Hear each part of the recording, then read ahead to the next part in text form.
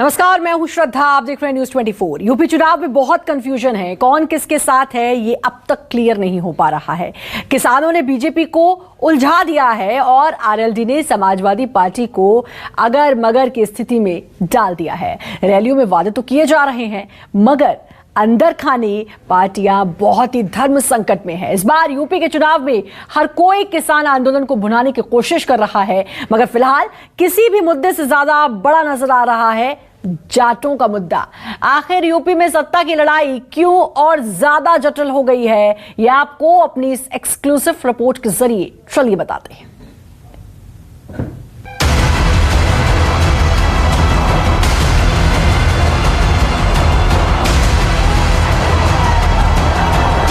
हम देश से माफी मांगे ना, ये माफी मांगने से इन किसानों को फसलों के रेट मिलेंगे, इनको रेट मिलेंगे एमएसपी पे गारंटी कानून बनाने से।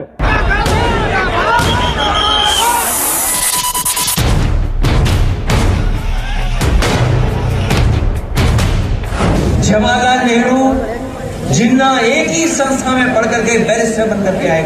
नड्डा जी के संगठनात्मक नेतृत्व में भारतीय जनता पार्टी और दूसरी तरफ भारत की आस्था को आहत करने वाले आतंकवाद समर्थक जिन्नावादी भी दूसरी तरफ खड़े होते हुए दिखाई देंगे।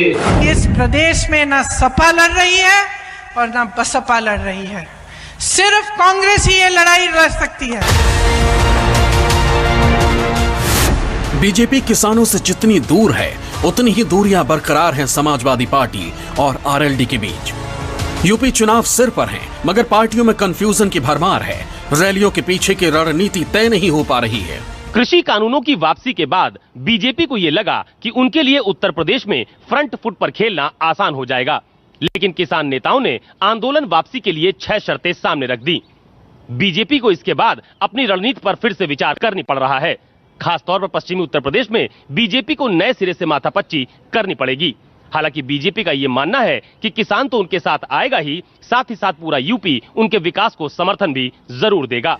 गोरखपुर में योगी आदित्यनाथ ने किसानों पर तो कुछ नहीं कहा, मगर राष्ट्रवाद और जिन्नावाद की बहस छेड़ दी। इस राज्य में विधानसभा का चुनाव क्यों नहीं आकर्षण का केंद्र बनेगा।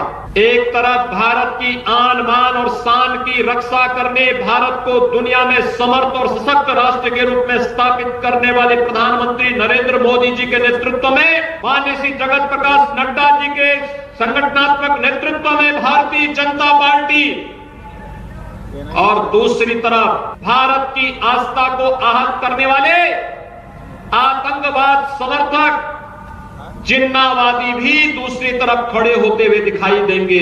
किसान आंदोलन की शुरुआत से ही बीजेपी को जाटों के दूर जाने का डर सता रहा है, और अब तो 6 शर्तों के सामने आने के बाद भी टेंशन कम नहीं हो रही। जानकार मानते हैं जिन अजय मिश्र टेनी को हटाने की मांग पर किसान अड़े हुए हैं, वो यूपी के 5 से 6 जिलों में अच्छा खासा असर रखते हैं। इनमें लखीमपुर खीरी के अलावा पीलीभीत, बहराइच, शाहजहांपुर, हरदोई और सीतापुर जिला शामिल है। अगर अजय मिश्र टेनी से इस्तीफा मांगा गया तो ब्राह्मण बहुल सीटों पर बीजेपी का खेल बिगड़ सकता है। 2017 के चुनाव में इस इलाके के 42 विधानसभा सीटों में से बीजेपी ने 37 पर जीत हासिल की थी, जबकि समाजवादी पार्टी को 4 और बीएसपी को सिर्फ 1 सीट मिली थी। हालांकि एक फैक्टर ये भी है कि इन सभी 6 जिलों में किसानों की अच्छी खासी तादाद है। यहाँ की करीब 75% आबादी गन्ने की खेती करती है, जो कि सिख और गैर सिखों की है। इस लिहाज से लखीमपुर खीरी हिंसा का असर चुनावी राजनीति पर पड़ा तो बीजेपी के लिए पिछली जीत दोहरा पाना मुश्किल हो जाएगा। देखिए, टेनी की बर्खास्तगी क्यों नहीं कर रही सरकार हमारे लिए, हम इस बात से लेके हम बहुत अचंभित हैं कि वो 120 बी का मुजरिम है। अजय मिश्र टेनी जो है 120 बी का मुजरिम है, और वो बराबर उसने उसकी साजिश इसमें उसने धमकी भी दी है। 8 दिन 10 दिन पहले उसने धमकी दी थी कि हम आपको, किसानों को कहा था कि लखीमपुर में रहने नहीं देंगे, तो शरेआम उसने कहा था आपको यहाँ से भगा देंगे, तराई से भगा देंगे, निकाल देंगे, तो उसकी धमकी दी है। इसका मतलब साफ साफ उसने ये कांड करवाया है। कांग्रेस इस मुद्दे को हाथ से जाने नहीं देना चाहती, इसीलिए उसने जाट कार्ड खेलना शुरू कर दिया है। राजस्थान के गहलोत मंत्रिमंडल में जाट मंत्रियों की संख्या 5 हो गई है। इसके बहाने कांग्रेस ये मैसेज यूपी भेजने की तैयारी कर रही है कि जाटों की असली शुभचिंतक वही है। वैसे भी कुछ दिन पहले प्रियंका गांधी ने आरएलडी नेता जयंत चौधरी से मुलाकात कर एक नए समीकरण की सुगबुगाहट पैदा कर दी है। श्रीमती प्रियंका गांधी जी की औपचारिक मुलाकात माननीय जयंत चौधरी जी से हुई है। इसका राष्ट्रीय लोकदल और समाजवादी पार्टी के गठबंधन से कोई लेना देना नहीं है। समाजवादी पार्टी और राष्ट्रीय लोकदल का गठबंधन करीब करीब पहले से ही सब फाइनल हो चुका है। पार्टी की और बहुजन समाज पार्टी और भारतीय जनता पार्टी की सरकारों को देख लिया है। अब उनको ये पता है कि उनके पास कोई विचार और नियत नहीं है, ना तो उत्तर प्रदेश के लोगों के लिए वो लड़ाई लड़े, इसलिए वो गठबंधन तलाश रहे हैं। कांग्रेस पार्टी प्रियंका गांधी जी के नेतृत्व में सबसे ज्यादा नौजवानों, किसानों, महिलाओं से सभी वर्गों के लिए आवाज उठा रही है। प्रियंका गांधी जी ने सबसे ज्यादा सड़क पर उतरकर संघर्ष किया और तानाशाह आदित्यनाथ सरकार को झुकना पड़ा है। कांग्रेस यूपी में आरएलडी से गठबंधन करना चाहती है और उसके नेता आरएलडी नेताओं से संपर्क में हैं। इसकी एक बड़ी वजह अब तक समाजवादी पार्टी और आरएलडी के गठबंधन का औपचारिक ऐलान होना नहीं है। दरअसल अखिलेश यादव अब तक आरएलडी को 22 सीटें देने का वादा कर रहे थे, मगर अब कृषि कानूनों की वापसी के बाद पीएम मोदी के मास्टर स्ट्रोक ने उन्हें सोचने पर मजबूर कर दिया है। सूत्रों के मुताबिक आरएलडी गठबंधन में 35 सीटों की मांग कर रही है और समाजवादी पार्टी की कोशिश है कि 25 सीटों में बात बन जाए। इसीलिए 21 नवंबर को अखिलेश यादव और जयंत चौधरी की जो प्रेस कॉन्फ्रेंस होने वाली थी उसे टाला गया। जयंत चौधरी इस महीने के आखिर तक समाजवादी पार्टी से गठबंधन करने की दुहाई तो दे रहे हैं, मगर सीट बंटवारे की इसी पेच के बहाने पूरी पिक्चर क्लियर नहीं की। जयंत चौधरी को लगता है कि जाट बीजेपी के विरोधी नहीं रहे और अगर उनकी जाटों से सहमति बन गई तो फिर आरएलडी का समाजवादी पार्टी के साथ जाना आग के दरिया में उतरने जैसा हो सकता है।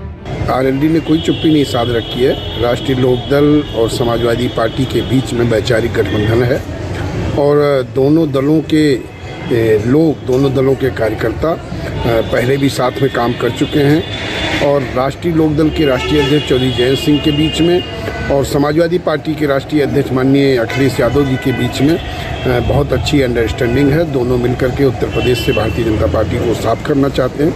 दोनों भारतीय जनता पार्टी को हराने में लगे हैं और दोनों दलों के बीच में जो वैचारिक सहमति तो है ही है, चुनाव गठबंधन पर भी वार्ता अंतिम दौर में है। लखनऊ से आई ये तस्वीर भी समाजवादी पार्टी के रणनीति को लेकर काफी मायने रखती है।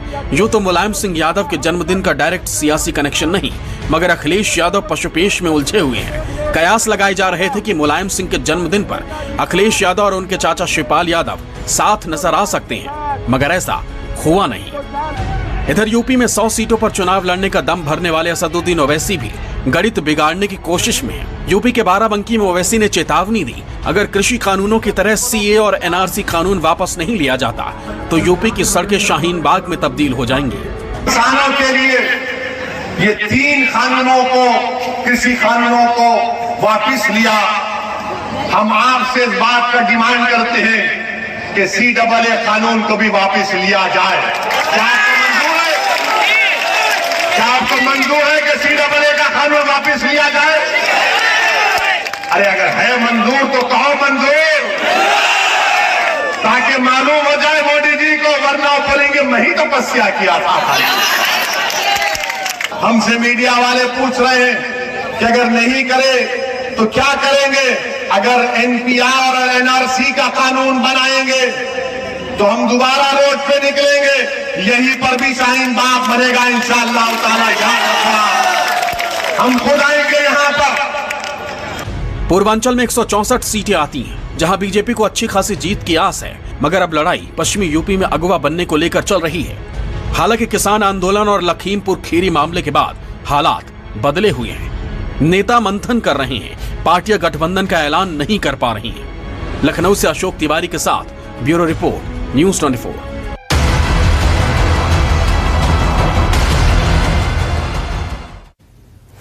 बीजेपी के सामने चुनौती पिछले प्रदर्शन को बरकरार रखने की है, साथ ही किसान आंदोलन की मुश्किलों से भी पार पाना है। हालांकि इन सब के अलग प्लान भी बीजेपी ने तैयार कर लिया है और ये प्लान उन सीटों पर जीत हासिल करने का है जहां 2017 के चुनाव में उसे हार मिली थी।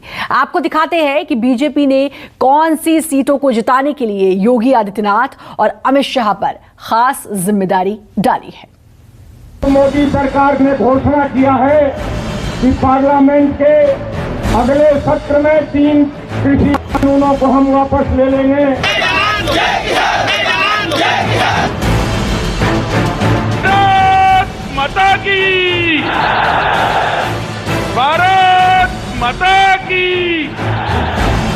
किसान आंदोलन ने बीजेपी की रणनीति को पूर्वांचल और बुंदेलखंड पर शिफ्ट कर दिया है, मगर अंदर खाने तैयारी उन सीटों की भी चल रही है जो 2017 में बीजेपी की नहीं हो सकी। सीएम योगी आदित्यनाथ ऐसी ही 78 सीटों की लगातार दौरे कर रहे हैं और सौगात देने का सिलसिला जारी है।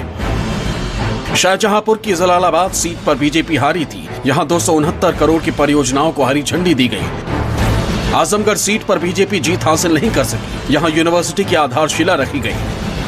कैराना सीट बीजेपी की ना होकर समाजवादी पार्टी के खाते में चली गई थी, इसलिए कैराना को जीतने के लिए पीएसी बटालियन की नींव रखी गई। बीजेपी को उम्मीद है इन हारी हुई 78 सीटों में से इस बार कम से कम 55 सीटें उसे मिल सके, ताकि पश्चिमी यूपी में होने वाले नुकसान की भरपाई इन सीटों से की जा सके। जनता पार्टी का नेतृत्व यही देखता है कि वास्तव में सरकारें कुछ कर भी रही हैं, गरीब का कितना कल्याण हो पा रहा है, और गरीब का कल्याण भाषणों से नहीं, इस जमीनी हकीकत से देखने को मिलता है जब आपके पक्के मकान अब दिखाई दे रहे हैं जो 2017 के पहले नहीं थे। प्रधानमंत्री नरेंद्र मोदी ये बात अच्छी तरह से जानते हैं कि 2024 में दिल्ली का रास्ता 2022 के यूपी विधानसभा चुनाव से होकर ही गुजरेगा, इसीलिए लगातार रैलियों पर रैलियां करने वाले हैं। वहीं कांग्रेस महंगाई और किसान के मुद्दे पर बीजेपी को घेर रही है।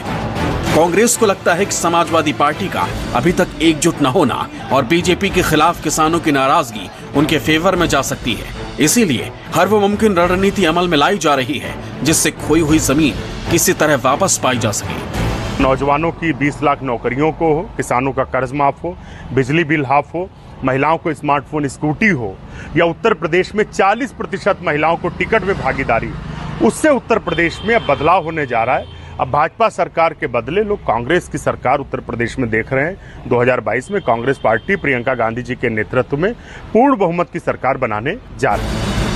यूपी चुनाव में कौन बाहुबली बनेगा ये तो जनता ही तय करेगी, मगर इतना तो तय है कि सियासत के इस एपिसोड में अभी कई चैप्टर सामने आने बाकी हैं और इसमें जो भी लीड लेगा वो 2022 में लखनऊ की सत्ता हासिल कर लेगा। Bureau report, news 24।